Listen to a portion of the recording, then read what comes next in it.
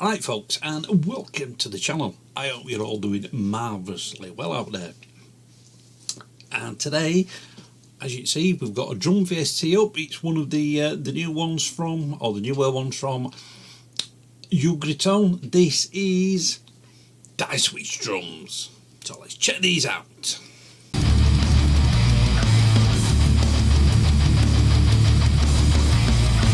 So yeah, this is Dieswitch Drums. I suppose you could call it Dieswitch Drums 2. This is part of their new Ugritone / Cult Drums 2 drums engine, drum VST engine, whatever you want to call it. And yeah, if you've got the original Dieswitch drums, these are going to sound pretty similar to you. Now, these have been all redone from scratch. So as you can see, you've got a different background again compared to Riot drums we did not so long back, and we will be doing arena drums as well, and that's another totally different background. And yeah, so we'll skim over the plugin itself, the VST, because I've got a few videos out on this, on all the Ugritone stuff. I've got a playlist. I'll put a link up to that playlist. Oh, and some of them in there as well. Right, so there's your drum kit, and if you want to audition any pieces, it's either right click on the mouse, or if you've got an electronic, that's a good thing I like about these, you can either connect this to an electronic drum kit, electric kit, or if you've got, where's it gone, or you can connect it up to a MIDI pad like this. It works well with both. You don't have to use pre-made MIDI grooves or be sat there clicking a mouse and making your own grooves up. And it's got all the same features as Riot drums and Cult Drums 2. So to get into your options, you click that button there, and the first one we get is the mix window. And this is just basically the level of your faders, so how much of the kick, snares, etc that you send into the direct mics and the helm mic, as well as the overheads and the rooms. Now for me, the shells I tend to have more in the rooms. Oops, not quite that much. And just do these last couple, and as you can see, I've set the cymbals up the other way. I tend to have more cymbals on in the overheads and a little bit less in the room mics, but just a little bit. And after that, you've got your effects page, and this is just, you've just got a little basic EQ there, so you just EQ your drums ever so slightly before you send them into your DAW. So you've got low, mid, high, and if you don't quite like the tuning of how Run's tuned his drums up, you can either detune them or even tune them up. And then there's your buttons there, there's your knobs to send that to compression, and the effects send if you're going to use the effects built in within the VST, and that goes the same for every piece of the kit. And then there's your routing and then to get rid of everything, you just press that button there, one with a cross on it. And then MIDI, that's just what notes are used for each piece of the kit, and you can edit that to your own preference, or if you're importing MIDI from a different piece of software and the MIDI notes aren't quite matching up, you can change them in there. And then there's the invert button, which basically inverts it from the drummer's perspective to the audience perspective. And then you've got your master mixer, where you can set up this is where you can set up the input effects, reverb, saturation, delays, which channel you want it to go out of, and your input and output gain there, and your humanize. Just pop that up a little bit, and then there's all your presets. We'll have a listen to all of those in a second. As you see, I've got all the others as well, and your output routing there. I've got it on the Megamix 15 outputs, but you can have it however you want it set up in there.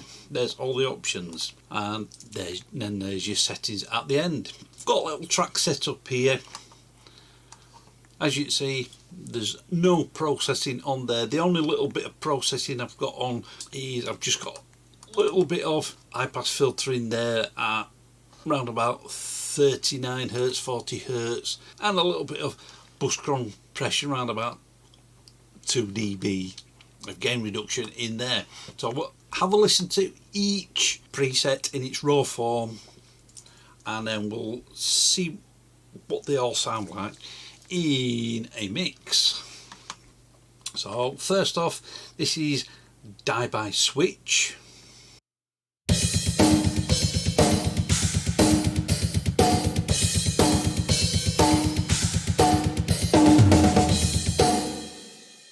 And this next one is Die-Fat.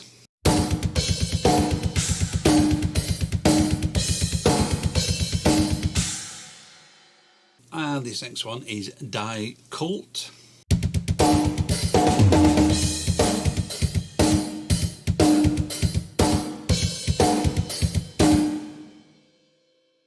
And this one is Die Naturally. Oh, missus.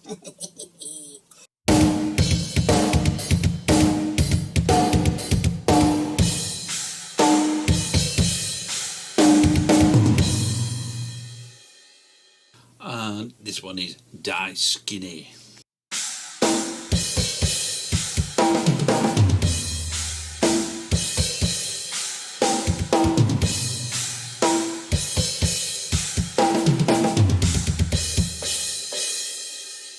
And this last one is Die Wet.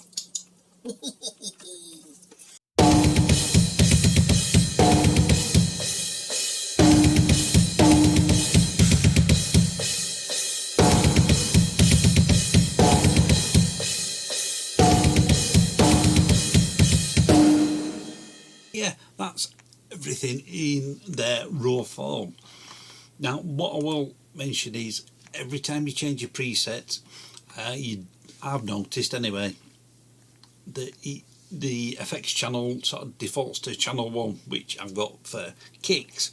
So you do have to change that, and it's fairly simple. It's just up and down till you get to whichever channel you've got your effect going out of. But yeah, that's what they sound like in their raw form. So let's have a listen to see how all these sound in a mix.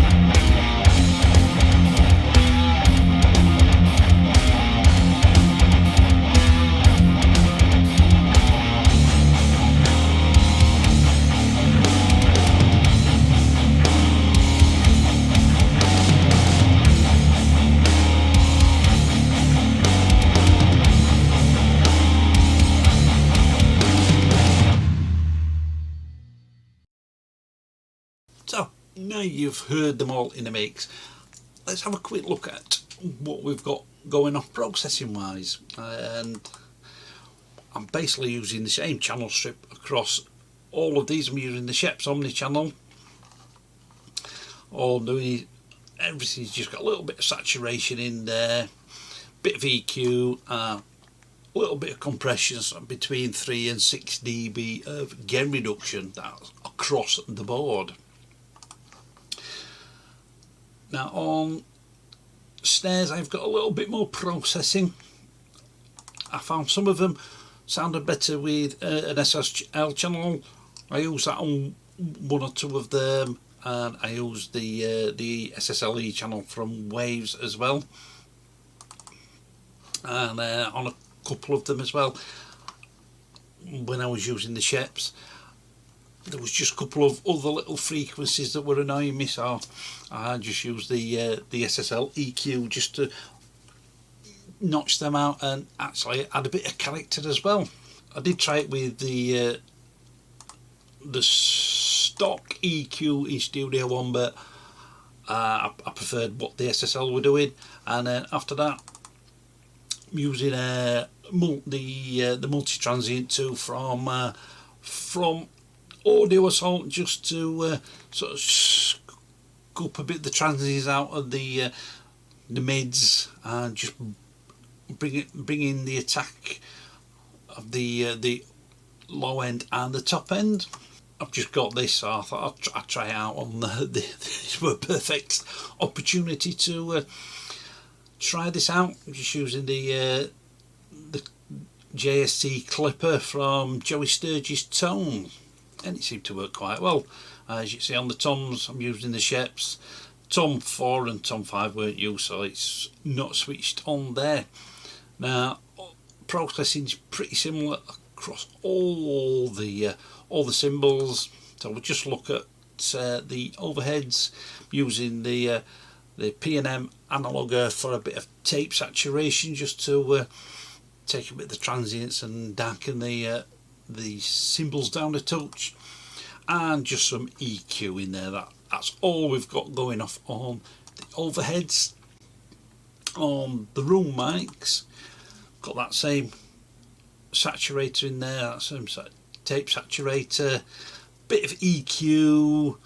That sort of mid-range EQ is slightly different across them all because you're using different snares, obviously.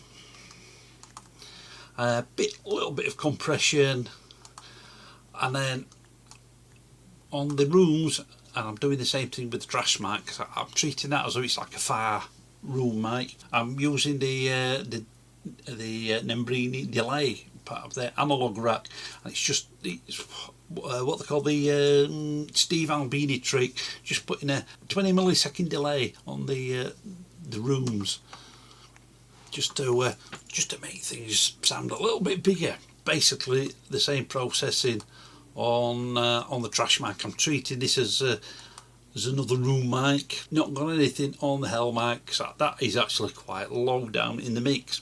Now on the effects channel, I just add a little bit of EQ in there, that's all, just to take some of that top end off. I've got that at 9K, and just notched a little bit out on the upper mids as well. I did forget to mention this, on all the tracks we're using the inbuilt effects, not using any of the normal effects I use in my sessions. As you see, I've got the sends switched off there, and I've not got any sends going from the shells to a reverb.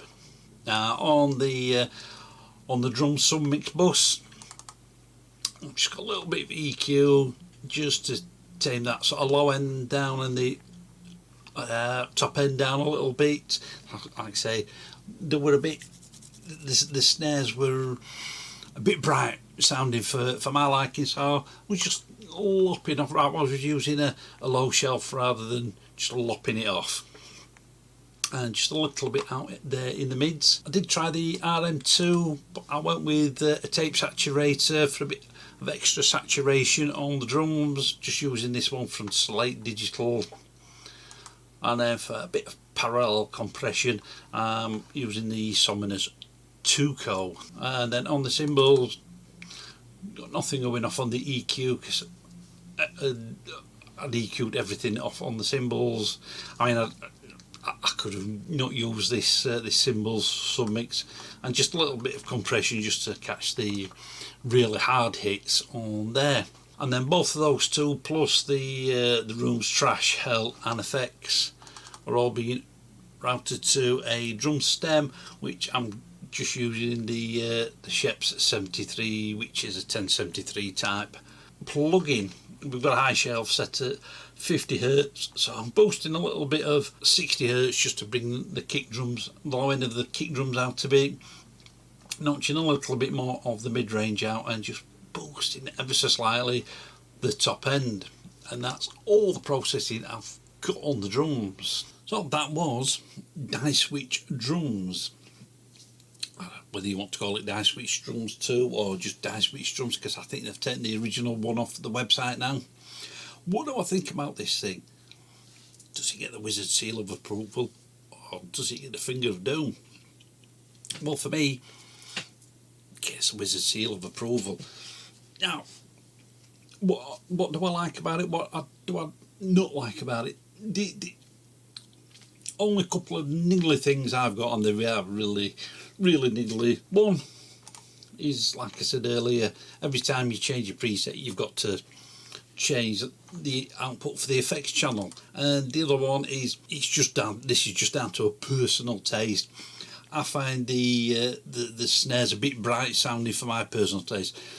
You might like a bright snare. Sometimes a bright snare works well. It all depends on the track, the sort of music you're playing, etc, etc. But that's easily resolved in your effects window. You can just tune it down a bit and perhaps take a bit of top and a bit of mids out. Add a bit of that as well. But them's the only two gripes I've really got. Like I say, they're only really niggly things. Apart from that, I think these sound absolutely fantastic. Now, with the original ones, they were a bit more mixed. These are like all the other Ugritone samplers, the more raw sounding, which is what I like. I like to get in there and mix the drums myself to my personal taste. Some people don't. They like to use the mixed ready stuff. That's up to them. But yeah, I'm a big fan of the Ugritone stuff, as you know. I think these sound great. The Ugritone stuff is absolutely awesome. The great guys, Ron and Tony. So I'll leave a link to the Ugritone website down in the description. Let me know what you guys think about this in the comments. Big thanks to Ron and Tony for sending these over for review. And that's all for this video. I will catch you on the next one.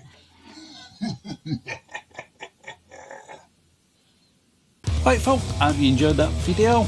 You can follow me on social media and you can get my music online, and if you want to support the channel, there's Buy Me a Coffee and PayPal links.